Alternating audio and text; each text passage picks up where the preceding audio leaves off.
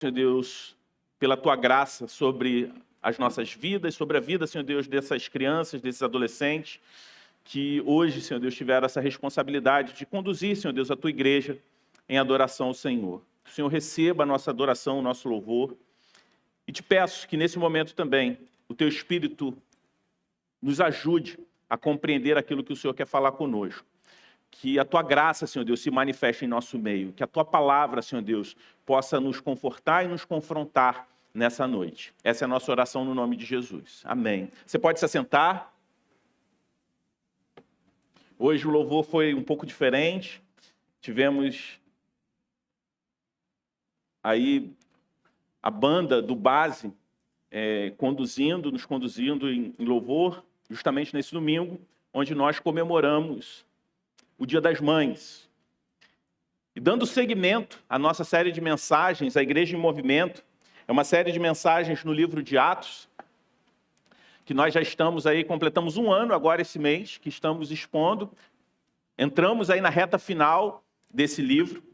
Eu queria te convidar a já deixar a sua Bíblia aberta no capítulo 20, mas antes da gente ler o texto, eu lendo esse texto bíblico, estudando para preparar esse sermão, eu me lembrei de um fato que aconteceu comigo há quase 8 anos atrás, quando nós estávamos procurando apartamento para nos mudarmos aqui para o Rio, quando eu estava vindo atuar aqui na Igreja do Redentor, no ano de 2018. Nessa mesma época eu comecei a procurar apartamento, a nossa mudança foi final de julho. E morando em outra cidade tinha aquele desafio de tentar achar um imóvel à distância. E você vai para os sites, né, procurando imóveis, sempre fotos muito bonitas. Eu tentei visitar alguns imóveis antes de vir com a Edna aqui para a gente poder visitar junto, filtrar primeiramente o que estava dentro da nossa realidade, o que agradava. E era interessante que em algumas dessas visitas que eu fiz, quando eu chegava no prédio, uma fachada bonita, uma portaria reformada, decorada, um hall moderno ali, mas bastava entrar no apartamento para perceber outra realidade. Em algum deles havia infiltrações escondidas atrás do armário, piso estufado, sinais de umidade. Eu lembro que teve um que tinha mofo disfarçado com tinta recém-pintada ali, nova por cima. Gesso na parede, indicando que poderia ter algum tipo de rachadura, alguma coisa. Lugares que pareciam impecáveis pelas fotos, mas a estrutura estava comprometida, o interior estava comprometido. E aquilo me fez pensar, olhando para esse texto e lembrando desse fato, como a nossa geração se tornou especialista em construir fachadas. Vivemos em uma cultura obcecada pela aparência, aparência de sucesso, aparência de felicidade, aparência de estabilidade e até mesmo uma aparência de espiritualidade, até porque está na moda postar de manhã aquele tempo devocional, muitas vezes com um livro de conteúdo um tanto quanto duvidoso, como para se vender essa aparência de espiritualidade, de vida equilibrada. Aprendemos a editar a vida assim como nós editamos as nossas fotos no celular. Ajustamos a iluminação, colocamos um filtro. Nós somos especialistas em esconder as rachaduras que nós temos, criando versões públicas mais bonitas do que a realidade. E, infelizmente, isso também entrou na igreja.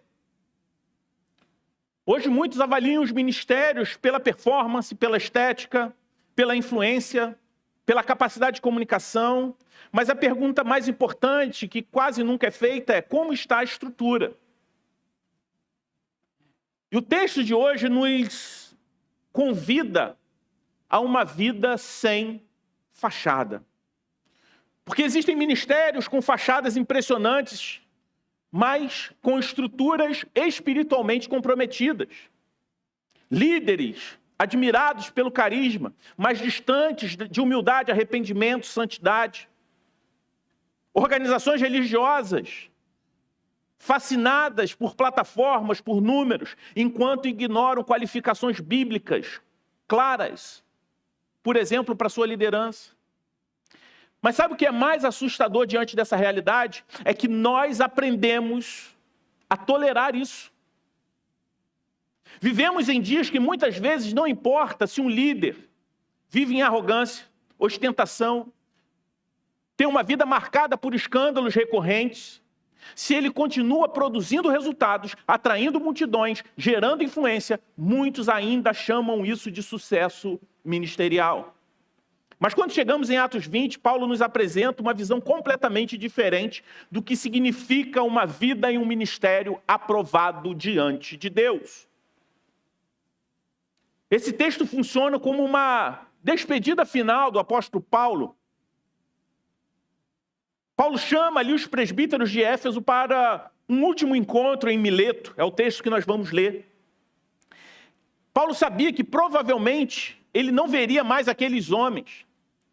E é interessante perceber o que Paulo escolhe enfatizar. Ele poderia falar sobre os milagres que ele realizou, sobre as multidões para quem ele pregou. Ele poderia falar sobre as igrejas que ele plantou, sobre a expansão missionária do seu ministério, mas não.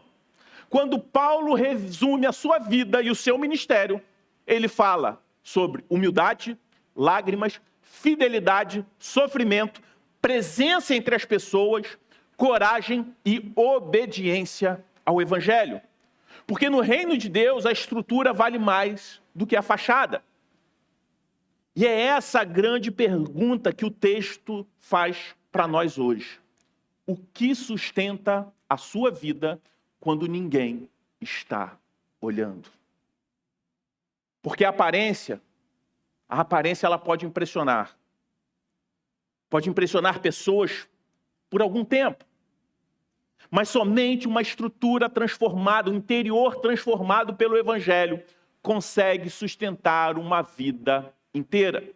Por isso eu convido você a olhar para o texto em Atos 20, a partir do versículo 13, a palavra de Deus que diz assim: nós, porém, perseguindo, embarcamos e navegamos para Assôis, onde devíamos receber Paulo, porque assim nos havia sido determinado, devendo ele ir por terra. Quando se reuniu conosco em Assôis, nós o recebemos a bordo e fomos a Mitilene. Dali, navegando no dia seguinte, passamos diante de Quios, levamos mais um dia até Samos. E um dia depois chegamos a Mileto. Paulo já tinha resolvido não aportar em Éfeso, pois não queria demorar-se na província da Ásia. Ele tinha pressa, pois queria, caso lhe fosse possível, passar o dia de Pentecostes em Jerusalém. De Mileto, Paulo enviou uma mensagem a Éfeso, pedindo aos presbíteros da igreja que se encontrassem com ele.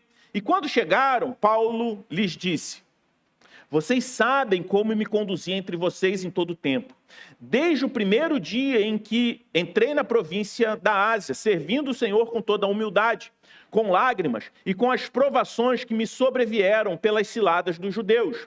Vocês sabem que jamais deixei de anunciar o que fosse proveitoso e de ensinar isso a vocês publicamente e também de casa em casa, testemunhando tanto a judeus como a gregos o arrependimento para com Deus e a fé em nosso Senhor Jesus Cristo. E agora, impelido pelo Espírito, vou para Jerusalém, não sabendo o que ali vai me acontecer, exceto que o Espírito Santo, de cidade em cidade, me assegura que prisões e sofrimentos estão à minha espera.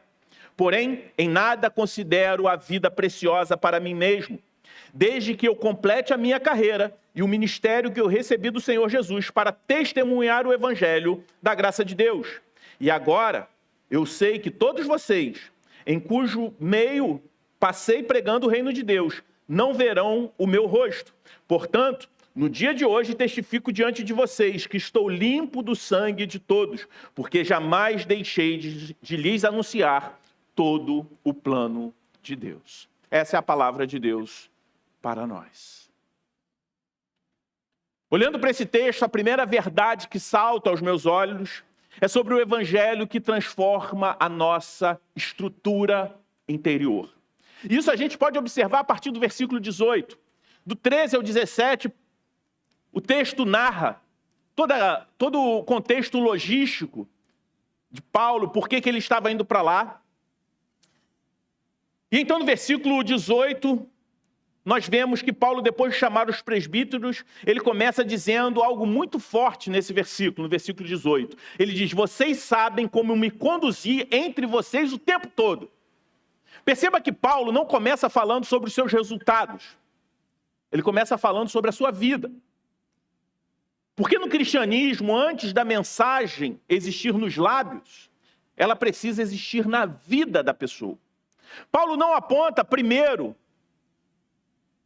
para os seus belíssimos sermões, para a quantidade de pessoas que ele pregou, mas ele fala sobre a forma como ele viveu. Mas a nossa tendência natural é separar aquilo que mostramos daquilo que realmente somos. Construímos versões públicas para o trabalho, para a igreja, para as redes sociais e até mesmo para a nossa família. Mas o Evangelho não trabalha apenas comportamento externo. Ele vai para a estrutura do coração, o Evangelho entra na estrutura do coração. Por isso Paulo diz: vocês sabem como eu conduzi entre vocês. Aquelas pessoas, aqueles presbíteros, aquela igreja conhecia a vida de Paulo. Paulo não tinha um ministério distante, sustentado apenas pela sua performance. O texto mostra que ele viveu entre o povo que ele pastoreava. Ele conhecia as dores, as lutas, as necessidades da igreja, porque estava presente entre as pessoas, vivendo a realidade das pessoas. E isso confronta profundamente o nosso tempo. Nunca tivemos tanto conteúdo cristão disponível, mas tão pouca profundidade relacional. Você pode acompanhar pregadores na internet, sem conhecer os irmãos da sua igreja local.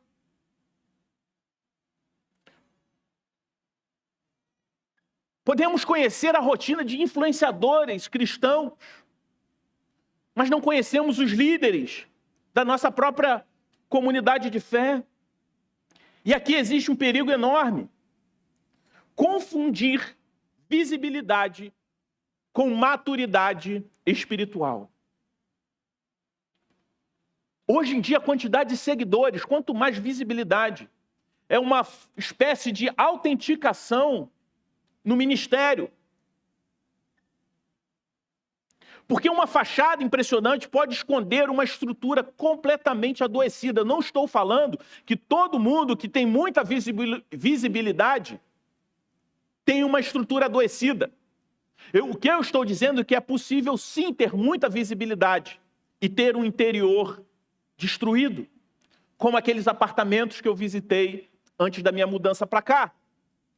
Paulo ele continua no versículo 19 dizendo: servindo o Senhor com toda humildade, com lágrimas e com provações.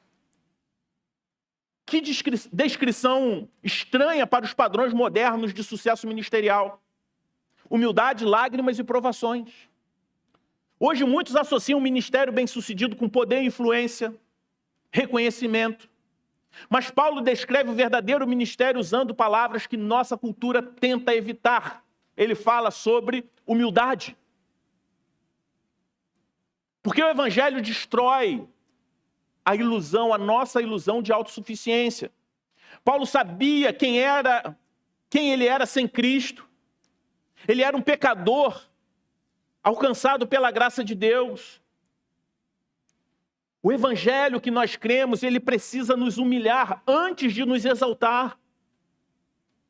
Porque ele nos mostra que não éramos pessoas espiritualmente fortes procurando Deus, mas pessoas, mendigos espirituais, sendo resgatados por um Deus todo-poderoso por causa da sua graça.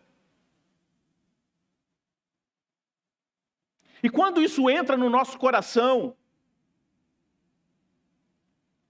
a nossa postura ela precisa mudar. Pessoas alcançadas profundamente pela graça de Deus devem se tornar humildes, não serem arrogantes, menos defensivas, menos preocupadas em parecer impressionantes. Mas Paulo também fala sobre lágrimas, e isso é extraordinário, porque mostra que maturidade espiritual não produz frieza, mas mostra sensibilidade. Há gente que confunde dureza emocional com maturidade.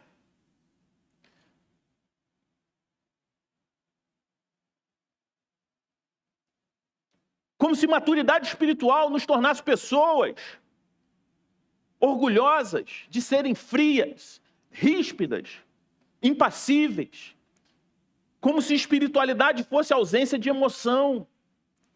Mas nós vemos o apóstolo Paulo, um homem que servia chorando. O evangelho havia tornado seu coração mais sensível. Ele chorava por pessoa, por igrejas. E chorava também por aqueles que rejeitavam a Cristo. Isso confronta uma geração que muitas vezes consegue discutir teologia numa profundidade enorme, mas faz isso sem a capacidade de amar pecadores. Há pessoas que amam vencer debates, mas não amam pessoas, não amam gente. Amam parecer inteligentes, mas não amam o suficiente para chorar por alguém. Paulo não era apenas ortodoxo, ele era quebrantado. E então ele acrescenta comprovações. Isso indica que o evangelho também deve produzir em nós coragem. Quando Cristo se torna o nosso tesouro, o sofrimento perde o poder de nos controlar. Paulo não media a vontade de Deus pela ausência de dificuldades. Mas hoje em dia, muitos acreditam que se algo ficou muito difícil, Deus não está nisso. Se há sofrimento, é porque algo deu errado. Se existe oposição, eu devo recuar. Mas Paulo estava exatamente no centro da vontade de Deus, enquanto ele enfrentava perseguições. Ele estava no centro da vontade de Deus enquanto chorava, enquanto sofria. E é interessante ser paradoxal, porque a nossa geração foi discipulada a evitar desconforto a qualquer custo. Tudo funciona na lógica da autopreservação. O caminho mais rápido, o caminho mais confortável, o caminho mais seguro. Nós fazemos com a nossa alma o que fazemos com apartamentos deteriorados. Pintamos paredes, escondemos rachaduras, maquiamos infiltrações. Tudo isso para tentar preservar uma aparência e vender algo que não é real. Mas o evangelho não veio para simplesmente reformar a sua fachada e dar um tapa nos seus defeitos. O evangelho, ele entra na sua vida para reconstruir toda a sua estrutura. Então, chegando no versículo 20 e 21, o apóstolo Paulo diz: jamais deixei de anunciar o que fosse proveitoso. Paulo não pregava apenas aquilo que era agradável. Ele pregava tudo aquilo que era necessário. Publicamente, na sinagoga, de casa em casa, para judeus, para gregos. Ele anunciava arrependimento para com Deus e fé em nosso Senhor Jesus Cristo, como está ali no versículo 21. Paulo não editava o evangelho para agradar pessoas. Ele não removia pecado, arrependimento, cruz ou transformação da sua pregação. Porque o amor verdadeiro não esconde a verdade. Aprenda uma coisa. Uma das formas mais cruéis de odiar pessoas é esconder delas a verdade que pode salvá-las. E às vezes nos omitimos em pregar o evangelho sob o pretexto de não ser inconveniente. E eu não estou falando que pessoas acabam sendo inconvenientes em alguns momentos. Precisamos ser missionários. Saber agir com prudência, com sabedoria, como Paulo fazia. O problema é que, às vezes, esse suposto desconforto se vira um pretexto para a omissão. Precisamos tomar cuidado com o tipo de cristianismo que consumimos hoje. Porque está muito popular. Existe uma espiritualidade que oferece inspiração, mas sem arrependimento. Fala sobre graça, mas exclui dessa equação a santidade. Fala sobre Jesus, mas esquece de te avisar que esse Jesus, que é o seu Salvador, ele também é o seu Senhor, que dirige a sua vida. Só que esse não é o evangelho da Bíblia, esse não é o evangelho de Jesus, esse não era o evangelho que o apóstolo Paulo pregava. O evangelho não veio para decorar a fachada da sua vida. Veio para transformar a estrutura inteira do seu coração. Por isso, quando eu olho para esse texto, eu encontro uma segunda verdade. A verdade do evangelho que nos liberta da idolatria da autopreservação. Depois de falar como viveu entre os efésios, Paulo olha para frente. E o que ele diz é muito impressionante. Ele diz, e agora, impelido pelo Espírito, eu vou para Jerusalém. Mas por que isso é impressionante? No versículo 23, ele continua dizendo, o Espírito Santo me assegura que prisões e sofrimentos estão à minha espera. Ou seja, o Espírito Santo impeliu ele para ir para Jerusalém, e ele sabia que lá ele ia encontrar prisões e sofrimentos. Que maneira estranha de falar sobre direção de Deus. Hoje, muitas vezes, tentamos tratar a vontade de Deus como ferramenta de conforto pessoal, como se obedecer a Deus sempre tivesse como resultado estabilidade, felicidade, facilidade, ausência de sofrimento. Mas Paulo está no centro da vontade de Deus enquanto caminha deliberadamente em direção ao sofrimento. Isso revela uma das maiores idolatrias do nosso tempo, a idolatria da autopreservação. Fomos ensinados a proteger o nosso conforto, a nossa segurança, a nossa reputação, a nossa estabilidade, o nosso controle sobre as coisas acima de qualquer outra coisa. Eu não estou falando que conforto é ruim, que não devemos buscar segurança, que não devemos buscar manter uma boa reputação, buscar estabilidade. Eu não estou falando isso. Eu estou falando sobre a idolatria da autopreservação em proteger essas coisas a qualquer custo, mesmo que custe desobedecer ao Senhor. Porque tudo à nossa volta está gritando, evite o desconforto, não se desgasta. Preserve a sua paz acima de tudo. Nós fazemos com o coração o mesmo que fazemos com objetos valiosos. Quando você compra um celular novo, caro, o que a gente faz imediatamente quando a gente compra um celular? Vai na loja, compra uma capa anti-impacto, grossa, que descaracteriza o telefone todo. Uma película resistente, que não quebra, resistente à furadeira, aquele monte de coisa. E sem perceber, a gente começa a viver assim. A gente tem medo dos arranhões, da tela quebrada. E sem perceber, a gente faz isso com a nossa vida, espiritualmente. A gente começa a blindar a nossa alma. Evitamos ser vulneráveis. Fugimos de profundidade. Construímos camadas de proteção para nunca sermos expostos. Mas o Evangelho constantemente nos chama para morrer para nós mesmos. Então chegamos ao centro desse texto, versículo 24. Talvez a expressão mais forte expressa por Paulo, quando ele diz, porém em nada considero a vida preciosa para mim mesmo. Talvez essa seja uma das frases mais confrontadoras de todo o livro de Atos. Paulo está dizendo, a minha vida não pertence a mim mesmo. O alvo dele não era a autopreservação, era a fidelidade. Isso não significa que Paulo desprezava a sua própria vida, mas significava que ele encontrou algo mais valioso do que a sua própria vida. Cristo havia se tornado o seu verdadeiro tesouro. Um tesouro melhor, maior do que a própria vida. E aqui está o ponto central. Todo ser humano vive sacrificialmente para aquilo que considera mais precioso, sempre. A pergunta não é: você sacrifica a sua vida para alguma coisa? Não é. Todos nós sacrificamos a nossa vida por algo.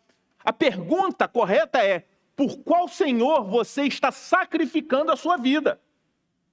E observe, você pode estar pegando coisas boas que Deus te deu e colocando no lugar errado e sacrificando a sua vida por ela e fazendo dessas coisas boas que Deus te deu um ídolo, algo ruim. Porque você está simplesmente as colocando no lugar de Deus. Alguns vivem para dinheiro, outros para carreira, outros para relacionamentos, para pessoas, para aprovação, para o conforto, para o controle. Mas a grande ironia é que muitas dessas pessoas dizem que Jesus é o seu tesouro. Mas as suas decisões práticas revelam outro senhor funcional.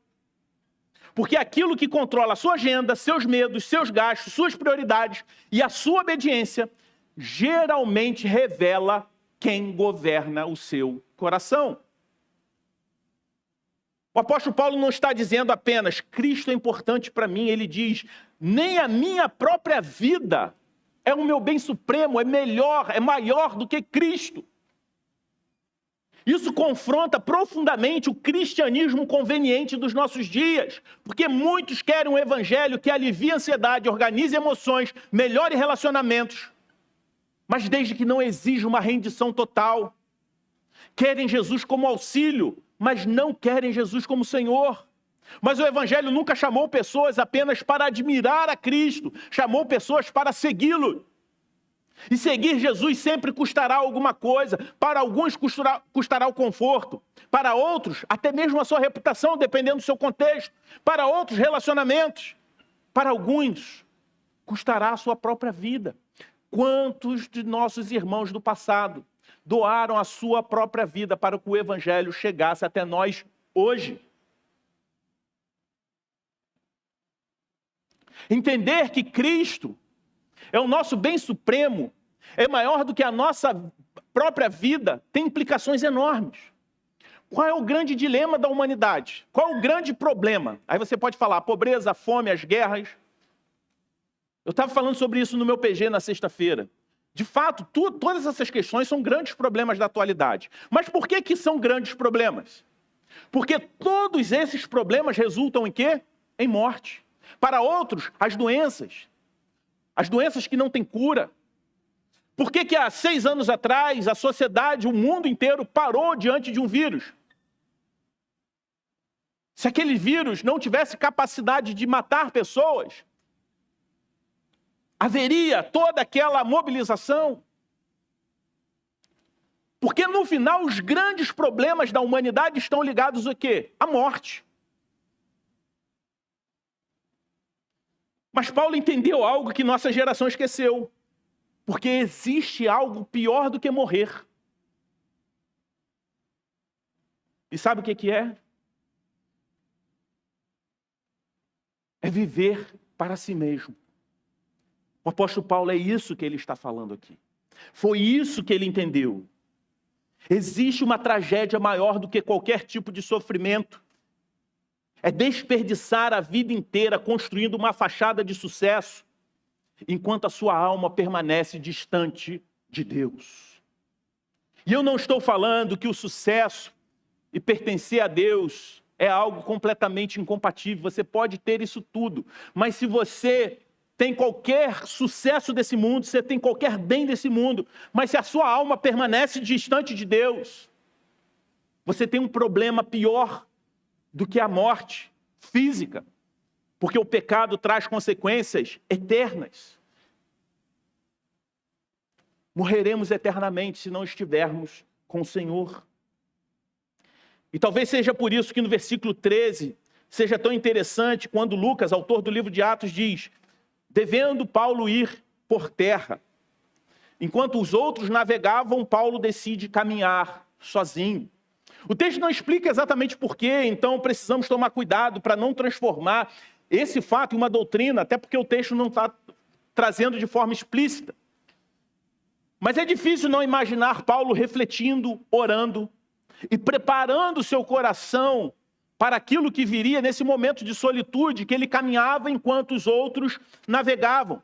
Porque homens profundamente usados por Deus geralmente possuem essa profundidade invisível de solitude, de tempo com Deus, de caminhar com Deus, de observar aquilo que Jesus ensina sobre o quarto secreto, de uma devoção íntima e pessoal. Isso é estranho para a nossa geração atual, que ama palco, mas despreza a solitude. Ama visibilidade, mas evita silêncio. E é interessante que até esse momento de devoção secreta, às vezes se torna um palco para fazer uma propaganda de si mesmo. Talvez você já tenha visto nas redes sociais um story, a pessoa, no meu quarto secreto, a pessoa orando sozinha e filmando, botando nas redes sociais. Não há nada, um contrassenso maior do que isso. Muita gente investe em fachada espiritual, aparência cristã, linguagem cristã, conteúdo cristão, mas tudo não passa de canal de persuasão para vender uma imagem de alguém estável. Vivemos em uma geração que ama exposição, mas foge de profundidade. Paulo tinha vida pública poderosa porque possuía uma vida secreta muito forte com Deus.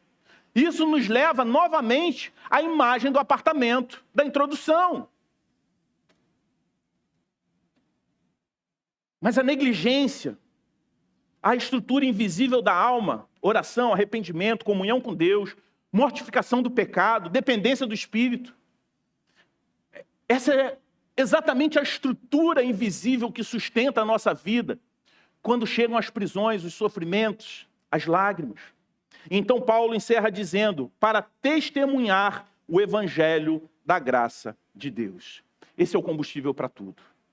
Paulo não está tentando provar valor para Deus. Ele não está tentando construir uma identidade ministerial para provar algo para alguém. Paulo aqui está consumido pela graça de Deus. O mesmo homem que agora diz, não considero a minha vida preciosa, era o mesmo homem que um dia perseguiu a igreja.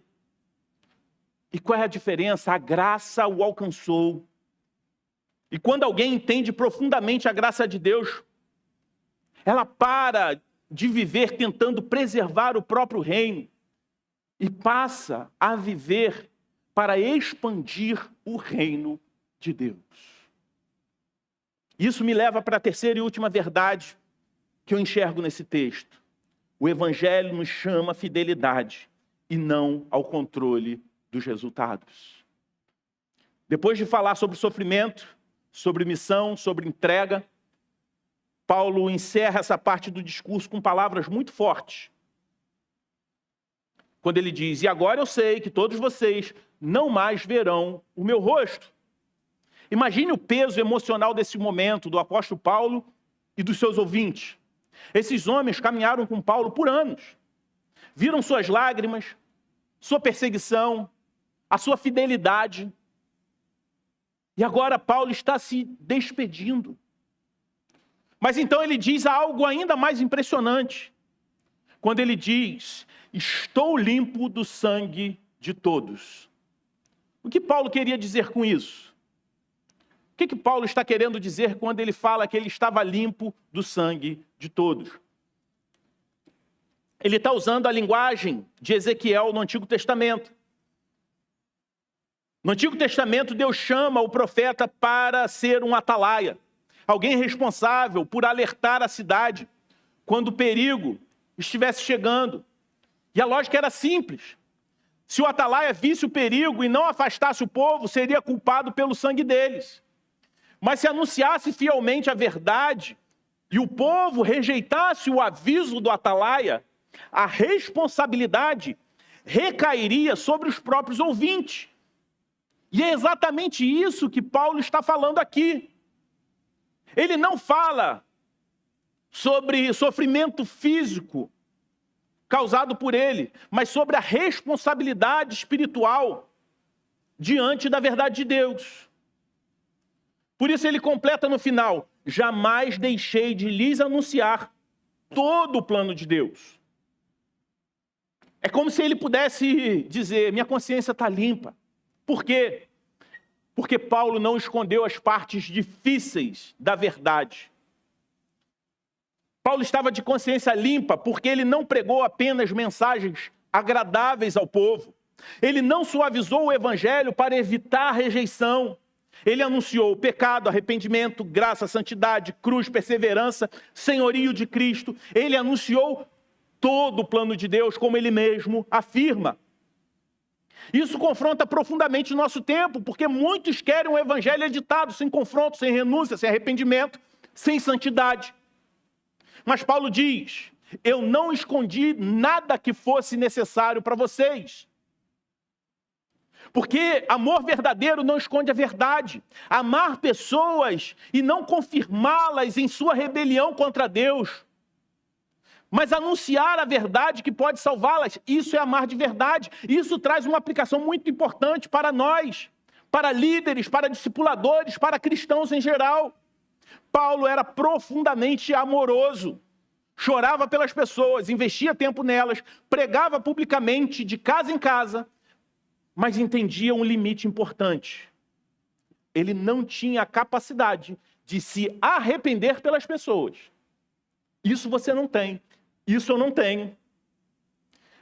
E entender essas palavras de Paulo é extremamente necessário hoje, porque há muita gente emocionalmente adoecida tentando carregar a responsabilidade que pertence apenas ao Espírito Santo. Tentando o quê? Controlar a transformação das outras pessoas, convencer quem ama o pecado que ele não deve amar o pecado, salvar quem continuamente rejeita arrependimento e assumir a culpa por decisões que pertencem ao outro. Isso acontece inclusive dentro da igreja. Às vezes alguém rejeita a confrontação, o conselho, arrependimento durante anos. Mas quando as consequências chegam da sua desobediência, da sua rebelião, a culpa quase sempre é transferida. E a pessoa diz, ninguém cuidou de mim. Ninguém insistiu o suficiente na minha vida. O meu líder, o meu pastor, falhou comigo, mas Paulo diz, eu anunciei todo o plano de Deus. Existe uma responsabilidade individual diante dessa verdade. Isso não significa que devemos nos tornar frios ou indiferentes. Paulo chorava, insistia e amava. Mas fidelidade não significa controlar resultados. E isso é libertador, porque você não é o Espírito Santo na vida de ninguém. Seu chamado é amar, servir, advertir, discipular, anunciar a verdade e perseverar com graça, com paciência. Mas a resposta final pertence ao coração da pessoa que está naquela situação diante de Deus. Até Jesus encontrou pessoas que rejeitavam as suas palavras. E aqui também existem pessoas que rejeitaram suas palavras, aqui em Éfeso. E aqui existe também uma advertência séria para aqueles que ouvem constantemente a palavra de Deus. Porque é possível frequentar a igreja por anos, ouvir sermões, receber aconselhamento e ainda assim endurecer o coração. A tragédia nem sempre é falta de informação.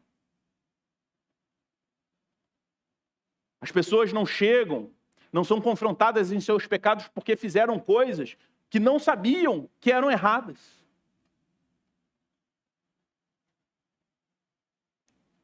As pessoas são confrontadas em pecados que elas tinham a informação que aquilo era errado.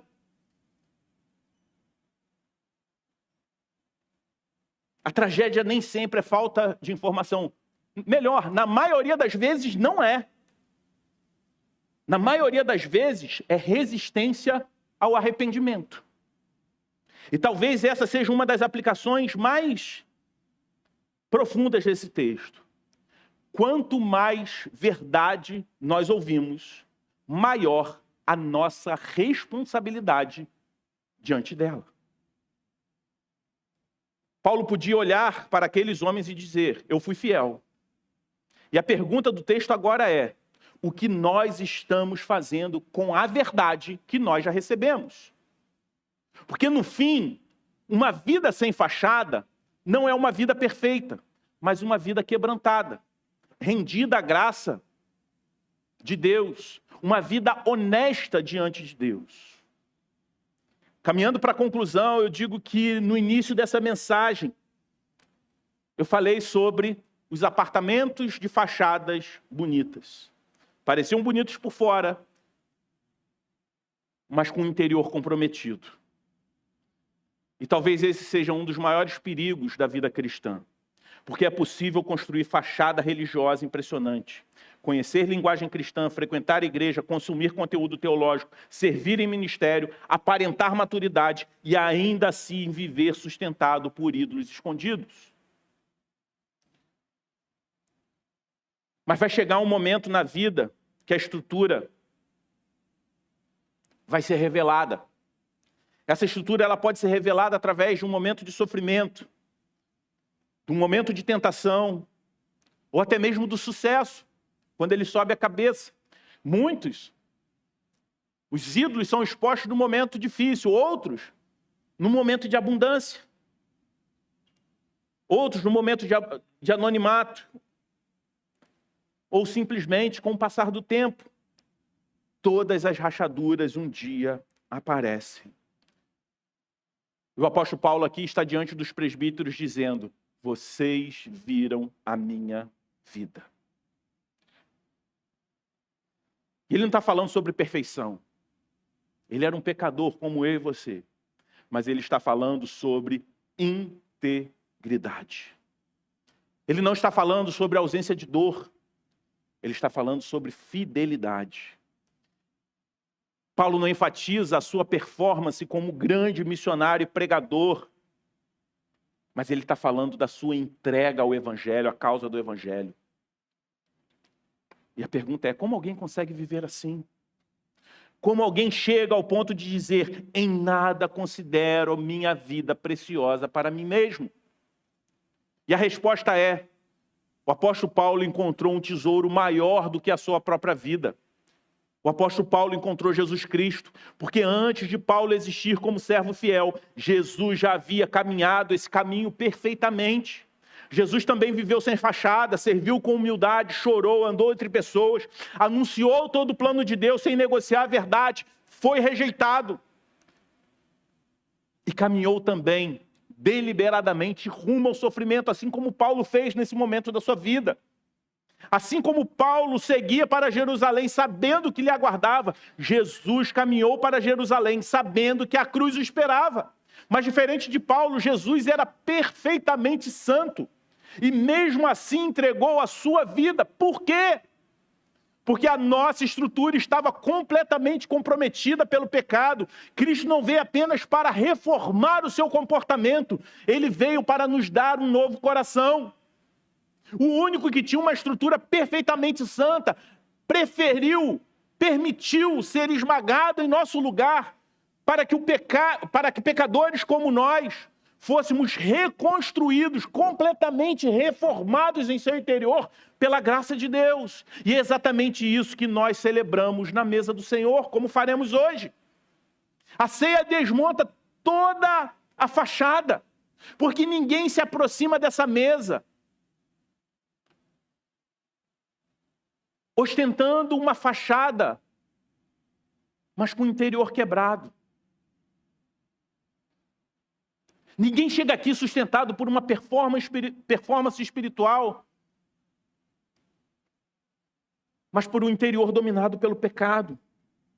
Todos que se chegam à mesa do Senhor chegam como pessoas necessitadas da graça de Deus. Na mesa nós somos lembrados do corpo partido, do sangue derramado, do preço da redenção e do evangelho da graça de Deus que o apóstolo Paulo anunciou até o fim. A nossa esperança não está na nossa força, na nossa reputação, nem tampouco na nossa performance. Nossa esperança está em Cristo, o verdadeiro pastor, que entregou o seu sangue pela sua igreja. E talvez hoje Deus esteja mostrando a alguns aqui que existe muita fachada e pouca rendição, muito discurso e pouco arrependimento, muito exterior e pouca profundidade. Mas o Evangelho continua sendo o poder de Deus para transformar pecadores de dentro para fora. Cristo não está chamando você para parecer alguém espiritual. Ele está chamando você para se render completamente a Ele. Porque no fim, o que sustenta uma vida não é a fachada que impressiona pessoas, mas a graça de Cristo que sustenta a estrutura do seu coração. Amém? Vamos nos colocar de pé, vamos orar. Deus Santo, nós te agradecemos pela Tua palavra. Te pedimos que o Senhor nos faça responder com fé essa verdade. Que possamos, Senhor Deus, viver em fidelidade, em obediência, em resposta à graça que nos alcançou. Que possamos entender que o Evangelho ele nos humilha, mas ele também nos exalta. O Evangelho ele confronta o nosso pecado e nos faz odiar esse pecado. Não permita que vivamos uma vida de fachada, mas que possamos construir uma vida plenamente fundamentada em Ti. Confessamos que somos pecadores, que por vezes somos desobedientes, que falhamos, somos orgulhosos, mas ainda assim o Senhor nos ama. Que esse momento em que nós confessamos o nosso pecado, o Senhor possa gerar em nós temor, mudança de vida, disposição para fazer diferente, não se conformar, Senhor Deus, em viver de uma vida diferente com aquela que o Senhor espera de nós, uma vez que nós nos tornamos seus filhos. Que o Senhor receba, Senhor Deus, a nossa confissão, que o Senhor perdoe os nossos pecados e que possamos compreender de forma profunda a sua graça, que é maravilhosa. Se há pessoas aqui que ainda não conheciam a mensagem do Teu Evangelho, que o Teu Espírito abra corações e mentes e transforme essas vidas. E que nós outros que estamos aqui, que já nos rendemos ao Senhor, já tivemos um encontro contigo, que possamos perseverar em santidade, em humildade e em gratidão. Essa é a nossa oração no nome de Jesus. Amém.